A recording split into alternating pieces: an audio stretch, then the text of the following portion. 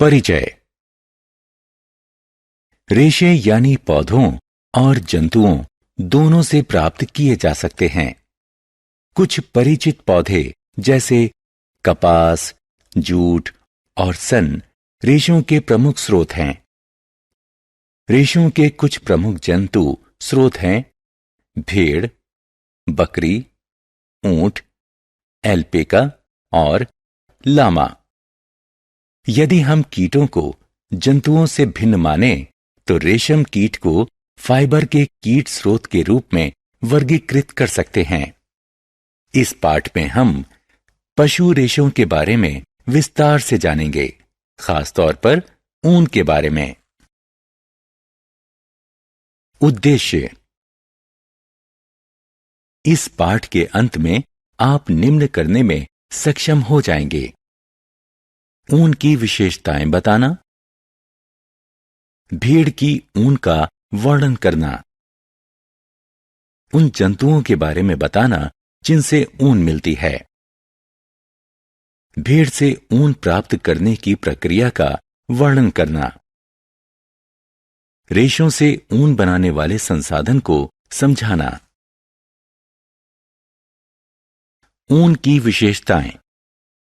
ऊन protein fibre होती है। यह ऐंठनदार और लचीली होती है। ऐंठन ऊन को फूला हुआ बनाती है और ऊष्मा को रोकने में सहायता करती है।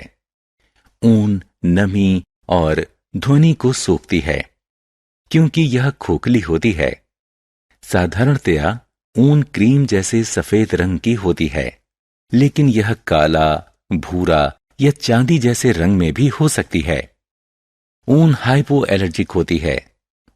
दूसरे शब्दों में यह मनुष्यों में कम एलर्जी उत्पन्न करती है।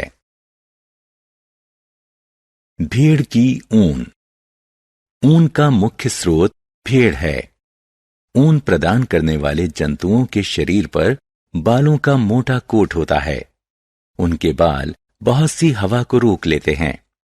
क्योंकि हवा ऊष्मा की कुचालक होती है, इसीलिए बाल जंतु को शुष्क और गर्म रखते हैं, जो ठंडी और कठिन जलवायु में जीने में सहायता करते हैं। भेड़ की बालों वाली त्वचा में 2 प्रकार के रेशे होते हैं: कड़े गलमुच्छे वाले बाल और त्वचा के महीन मुलायम बाल। महीन बाल ऊनी कपड़े बनाने में प्रयुक्त होते हैं और कड़े बालों का प्रयोग गलीचा बनाने में होता है। जंतु जो ऊन उत्पन्न करते हैं। भेड़ के अलावा कई अन्य जंतु भी ऊन का उत्पादन करते हैं। ये जंतु हैं याक। याक की ऊन तिब्बत और लद्दाख में सामान्य है। अंगोरा बकरी यह पहाड़ी क्षेत्रों जैसे जम्मू एवं कश्मीर में पाई जाती हैं। इससे प्राप्त ऊन को अंगूरा ऊन कहते हैं। कश्मीरी बकरी, इससे प्राप्त ऊन बहुत ही मुलायम होती है और इसका प्रयोग शॉल बुनने में किया जाता है। ये शॉलें भारत में पश्मीना शॉल के रूप में विख्यात हैं। ऊंट। ऊंट के शरीर पर पाए जाने वाले फर का उपयोग भी ऊन के रूप में होता है। लामा और एल्पेका दक्षिण अमेरिका में पाए जाते हैं और ऊन का उत्पादन करते हैं। रेशे से ऊन तक। ऊन की गुणवत्ता अच्छी होने के लिए भेड़ को अच्छा पोषक आहार खिलाना चाहिए। घास चरने के अतिरिक्त इन्हें मिश्रित दालें, मकई और ज्वार खिलाना चाहिए। इस तरह से पाली गई भेड़ों के शरीर पर बाल की मोटी परत विकसित होती है। इसे भेड़ की ऊन की परत कहते हैं और इससे ऊन प्राप्त होता है। रेशे का ऊन में संसाधन। आइए उस प्रक्रिया का अध्ययन करें जिसके द्वारा भेड़ से ऊन प्राप्त की जाती है। सबसे पहले भेड़ से ऊन की परत को उसके शरीर से उतारते हैं। इसके लिए एक मशीन का प्रयोग किया जाता है। मशीन की सहायता से भेड़ की ऊन की परत उतारने की प्रक्रिया को ऊन की कटाई कहा जाता है। ऊन की कटाई से भेड़ को पीड़ा नहीं होती, क्योंकि भेड़ की त्वचा की ऊपरी परत मृत होती है। साधारणतः बालों को गर्मी के मौसम में उतारा जाता है। इससे भेड़ अपनी बालों की सुरक्षात्मक कोट के बिना भी जीवित रह सकती हैं। इसके बाद भेड़ की बाल के साथ उतारी गई त्वचा को जल कुंड में अच्छी तरह से धो लेते हैं। यह प्रक्रिया चिकनाई, धूल और गर्द निकालने के लिए की जाती है। इस प्रक्रिया को अभिमार्जन कहते हैं।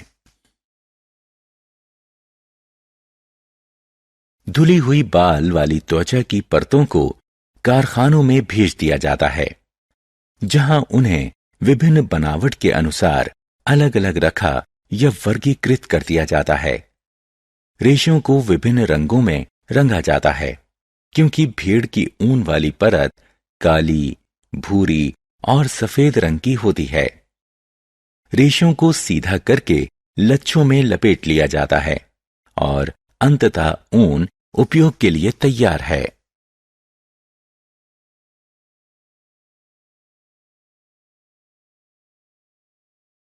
सारांश। आइए हमने जो कुछ सीखा है उसे संक्षेप में दोहराएं। ऊन एक पशु रेशा है। इसे भेड़, बकरी, ऊंट, एल्पेका और लामा से प्राप्त किया जाता है। ऊन प्रोटीन रेशा है। यह ऐंठन युक्त और लचीला होता है।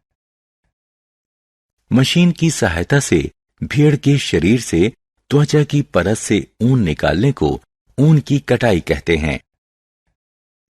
चिकनाई, धूल और गर्द निकालने के लिए बाल युक्त त्वचा की धुलाई करने को अभिमार्जन कहते हैं।